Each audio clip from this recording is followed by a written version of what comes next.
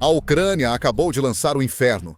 Ela realizou um dos maiores ataques de drones de sua história na Crimeia ocupada e na Rússia, causando grandes danos a vários alvos. Isso foi um ato de vingança. Vingança pelos inúmeros bombardeios de drones e mísseis que a Ucrânia e seu povo suportaram por tanto tempo. Vingança pelas almas inocentes que perderam a vida e tiveram suas casas destruídas. Deu à Rússia uma dose do próprio remédio. O Kremlin sentirá o impacto desse ataque por muito tempo. O ataque ocorreu nas primeiras horas de 6 de outubro, com vários canais do Telegram compartilhando rapidamente relatos de incêndios e explosões em diversos locais. O Crimean Wind, canal pró-Ucrânia, acompanhava a situação e fez sua primeira postagem às 00h23 no horário da Ucrânia. Uma forte explosão ocorreu perto do aeródromo de Saki, em Nova Fedorovka, segundo assinantes. Logo em seguida, outras postagens foram feitas à medida que o canal recebia cada vez mais relatos de explosões ecoando nas áreas ao redor de Saki. O aeródromo, que é uma importante base aérea na península da Crimeia. Antes usada pela Ucrânia, a base foi tomada por forças russas na anexação da Crimeia, em 2014, e, desde então, serve à aviação naval russa, que opera bombardeiros Sukhoi Su-20 e 4 caças Sukhoi Su-30 e outras aeronaves. As forças de Kiev já atacaram a base várias vezes desde o início da guerra, como em agosto de 2022, quando a Ucrânia eliminou várias aeronaves russas. Ou em janeiro de 2024, quando Kiev lançou mísseis Storm Shadow em um posto de comando na região, matando um comandante russo. Imagens logo surgiram do local, com o som de tiros ao fundo. Mas o aeroporto de Saki não foi o único alvo desse ataque. Com o passar da noite, surgiram relatos adicionais de avistamentos de drones e explosões em vários outros locais da Crimeia, incluindo Feodósia, Yevpatoria e o vilarejo de Andrivka, não muito longe do aeroporto de Kaja, outra base aérea importante ocupada e operada pelas forças russas na península da Crimeia. Alarmes soaram e as forças russas ativaram rapidamente suas defesas aéreas para tentar resistir ao ataque. Claramente, eles não foram rápidos o suficiente. A cada minuto, mais relatos inundavam as redes sociais sobre explosões em vários locais. O Crimean Wind seguiu informando e atualizando seus muitos seguidores sobre o evento. Às 1h50, o canal informou que um radar foi atingido em uma base militar, perto de Yevpatoria, na costa oeste da Crimeia. Minutos depois, o canal postou novamente, desta vez compartilhando imagens dramáticas de um incêndio furioso na região de Feodósia, na costa sudeste da península da Crimeia. Segundo moradores, drones atingiram um depósito, identificado como o Terminal Marítimo de Petróleo, uma das maiores instalações de transbordo da Crimeia, com tanques de 250 mil metros cúbicos ou mais de 66 milhões de galões. Diversos vídeos postados no Telegram mostraram o impacto dramático desse ataque, com chamas intensas tomando conta do ar e densas nuvens de fumaça cobrindo a região. E assim como o campo de aviação de Saki, o terminal marítimo de petróleo é um alvo já conhecido pelas forças ucranianas. Kiev atingiu esse local quase um ano atrás, em 7 de outubro de 2024 e em outras ocasiões desde o início da guerra. De acordo com o canal do Telegram Dnipro, inteligência de fontes abertas, ataques anteriores já haviam eliminado mais de uma dúzia de tanques de óleo neste depósito. Em Feodósia, um grande depósito de óleo da Crimeia foi atacado, atingindo tanques de combustível e lubrificantes. O depósito de óleo já foi atacado antes e, após os ataques, só 22 dos 34 tanques ficaram intactos. Esse número deve ser ainda menor, pois o tamanho dos incêndios nos vídeos indica isso. Vários tanques de óleo o foram atingidos, transformando incontáveis galões em fumaça e agravando a crise de combustível da Rússia. O ataque foi tão devastador que o fogo era visível a 32 quilômetros, segundo o Crimean Wind. O canal disse que trens foram rapidamente redirecionados, pois autoridades russas temiam novos ataques. Mais tarde naquela noite, as autoridades também fecharam uma rodovia importante, conforme escreveu o Crimean Wind. O Ministério de Situações de Emergência da Rússia fechou a rodovia Kerch, que passa perto do depósito de petróleo em chamas em Feodósia. Vale destacar que esse depósito é muito importante para a máquina de guerra do Kremlin. Sua localização estratégica torna-o essencial para abastecer as forças militares na linha de frente. Com os incêndios fora de controle, as forças russas devem enfrentar mais escassez e atrasos, enfraquecendo suas ofensivas e dificultando a conquista de território. A situação da Rússia só piorou à noite, com as chamas iluminando o céu de Feodósia. Alarmes extras soaram em Sebastopol, maior cidade da Crimeia e principal base da frota russa do Mar Negro. Relatos de várias explosões logo surgiram em diversos distritos diferentes. Embora ainda não haja mais detalhes, é provável que drones tenham causado algum dano a ativos ou infraestruturas importantes da Rússia na região. Porém, as armas da Ucrânia atingiram alvos além da Crimeia ocupada. O ataque maciço da Ucrânia também atingiu a Rússia, com incêndios e explosões em vários locais. Locais como Zazinsk, uma cidade industrial situada a leste de Moscou, na região de Nizhny Novgorod. Lá, o zumbido dos drones foi seguido por explosões e um grande incêndio em uma fábrica local. Mais especificamente, acredita-se que o alvo desse ataque foi a instalação Svetlov, operada por um dos maiores fabricantes de explosivos industriais da Rússia. Moradores disseram que um grande incêndio começou ali, apesar dos esforços das equipes móveis de combate a incêndio russas, que podiam ser vistos em algumas das imagens, vasculhando o céu com holofotes para tentar identificar e derrubar drones que se aproximavam antes que pudessem causar mais danos. Esse não foi um novo alvo para a Ucrânia. As forças de Kiev já haviam atacado esse local antes, como em abril do ano passado, quando drones causaram grandes danos a 2 galpões de produção e a um duto aéreo. Em outubro de 2024, outro ataque ocorreu, com dezenas de drones ucranianos enviados para interromper as operações da fábrica. Incluída nas sanções da União Europeia e dos Estados Unidos da América desde 2023, por envolvimento na produção de bombas, ogivas de mísseis guiados antitanque e sistemas de defesa aérea. A instalação também é conhecida por produzir produtos químicos usados em artilharia, munições e outros explosivos altamente destrutivos, tornando-se uma peça valiosa e vital na máquina de guerra russa. Vale destacar que em Dzerzhinsk, a mais de 800 quilômetros da Ucrânia. Isso mostra como as forças de Kiev ficaram eficazes em ataques de longo alcance fora de suas fronteiras. Com ataques como esse se tornando cada vez mais frequentes, o Kremlin está lenta, mas seguramente começando a entender que nenhuma parte do seu vasto território está realmente segura e que Kiev pode atacar a qualquer momento e em qualquer lugar. Drones ucranianos também causaram danos em Klinsk, na região russa de Bryansk, ao norte da Ucrânia, próxima à Bielorrússia.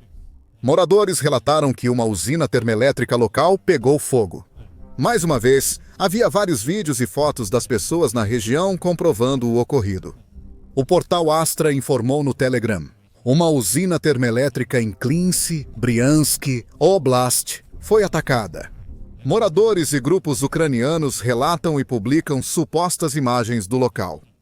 Testemunhas relataram uma explosão massiva na instalação antes do incêndio, sugerindo que drones atingiram um ponto crítico ou grande reservatório de óleo. Após o incidente, partes da cidade ficaram sem energia. Outro corte de energia atingiu a região de Belgorod, na Rússia, afetando dezenas de milhares de moradores. Novamente, drones da Ucrânia teriam atacado a subestação Lut próxima. Como relatado pelo Crimean Wind e confirmado pelo governador da região, Vyacheslav Gladkov. Após explosões, a energia acabou nas regiões sul e central de Belgorod. Também começaram interrupções no abastecimento de água. E por algum motivo, a subestação Lut pegou fogo. O governador Gladkov confirmou danos à rede elétrica em Belgorod e convocou uma reunião de emergência após o bombardeio. O governador confirmou que cerca de 40 mil pessoas ficaram sem energia após o ataque noturno e equipes trabalham para restabelecer o fornecimento. Imagens capturadas por moradores mostram um momento em que a energia acaba, com dezenas de postes de luz e janelas ficando subitamente às escuras. Tudo em um piscar de olhos. O Ministério da Defesa da Rússia admitiu a escala do ataque, dizendo ter abatido mais de 250 drones ucranianos, incluindo 62 no Mar Negro, 40 na Crimeia, 34 em Kursk, 30 em Belgorod, 20 em Nizhny Novgorod, 17 em Voronezh, 11 em Krasnodar Krai e outros em Briansk, Tula, Vladimir e demais regiões. Apesar de as estatísticas oficiais do Kremlin não serem totalmente confiáveis, não há dúvida. Esse foi um dos maiores e mais impactantes ataques de drones da Ucrânia até agora na guerra. E há uma pilha de evidências que comprovam isso. Canais de mídia social russos e ucranianos exibem a devastação, com muitos incêndios, explosões, fumaça e destroços. Os incêndios exigirão grande esforço e tempo para serem controlados, e só então o real impacto do ataque será revelado. A Rússia provavelmente terá muito trabalho para reparar instalações-chave, já que sua produção de combustível e militar foi bastante afetada. O ataque de vingança da Ucrânia ocorreu poucas horas após a Rússia lançar outro bombardeio devastador, com muitos drones e mísseis contra vários alvos. Focado em Lviv, no oeste da Ucrânia, a menos de 80 quilômetros da fronteira com a Polônia. 4 pessoas da mesma família, incluindo uma garota de 15 anos, foram mortas na pequena vila suburbana de Lapaivka. O Ministério da Defesa da Rússia declarou ter atingido com sucesso alvos militares e de infraestrutura. No local, a versão é diferente, segundo o chefe regional de Lviv, Maxim Kodzyk. Cerca de 163 drones e mísseis atingiram principalmente prédios residenciais, hospitais, indústrias civis e infraestrutura de transporte de gás na região. Ele considerou o ataque especialmente cínico pelo momento em que ocorreu. Com a queda das temperaturas na Ucrânia, a população logo dependerá do gás para aquecer as casas e enfrentar o inverno rigoroso. No total, o ataque russo envolveu mais de 500 drones de ataque e mais de 50 mísseis, de acordo com o presidente ucraniano Volodymyr Zelensky. O ataque matou 5 pessoas, deixou feridos e cortou a energia de dezenas de milhares de casas. Zelensky também pediu à comunidade internacional que continue agindo, fornecendo proteção à Ucrânia e defendendo acordos de defesa aérea mais fortes para pôr fim aos ataques noturnos da Rússia. Precisamos de mais proteção e implementação rápida dos acordos de defesa, especialmente na defesa aérea, para acabar com esse terror aéreo. Um cessar-fogo unilateral nos céus pode abrir caminho para uma diplomacia real. Comparar esses dois ataques, ocorridos em 24 horas, mostra a grande diferença entre Rússia e Ucrânia em táticas e estratégia. Como sempre, a Rússia recorreu a uma abordagem de força bruta, lançando uma quantidade massiva de drones e mísseis contra alvos dispersos por toda a Ucrânia. Suas armas causaram alguns danos a infraestruturas importantes, mas se concentraram principalmente em alvos civis, matando pessoas inocentes que não representam nenhuma ameaça ao país. Novamente, a Rússia mostra que suas táticas focam em espalhar medo e usar superioridade numérica contra os adversários. No entanto, embora os efeitos de seu ataque sejam trágicos, já que pessoas inocentes foram novamente mortas, parece que a Ucrânia não teve grandes perdas militares. Por exemplo, não houve relatos de bases militares ou aeródromos pegando fogo, como aconteceu com a Rússia. Enquanto isso, os ataques de Kiev à Crimeia e locais russos têm impacto militar muito maior. Ao atacar o aeródromo de Sarki, o terminal de petróleo marítimo em Feodosia e a fábrica Sverdlov, em Dzerzhinsky, as forças ucranianas eliminam partes críticas da infraestrutura militar russa. Ao longo de uma única noite, eles eliminaram uma quantidade enorme de petróleo. Além de destruir aeronaves em Sarki, também desativou temporariamente uma fábrica de explosivos.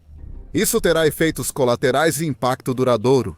Com estoques ainda mais baixos de petróleo, o Kremlin precisará criar novos planos para enfrentar a crise de combustível. Centenas de postos de gasolina na Rússia fecharam após disparada nos preços dos combustíveis. Diversos combustíveis estão indisponíveis em muitos locais, e moradores enfrentam longas filas por horas para conseguir diesel ou gasolina para seus veículos. Toda vez que os drones ou mísseis da Ucrânia atingem outro alvo relacionado ao petróleo, como a instalação em Feodósia, essa situação piora. É por isso que as forças ucranianas fizeram disso, Mujias, uma de suas principais prioridades. identificar e destruir o maior número possível de depósitos de petróleo, oleodutos e instalações de armazenamento de combustível. Isso, por sua vez, fez com que a capacidade de refino da Rússia fosse reduzida em impressionantes 38%, e o país está com um déficit de 20% no abastecimento. Ela precisa suprir a demanda nacional. Ataques a fábricas militares, como a de Dzerzhinsk, também têm grande impacto.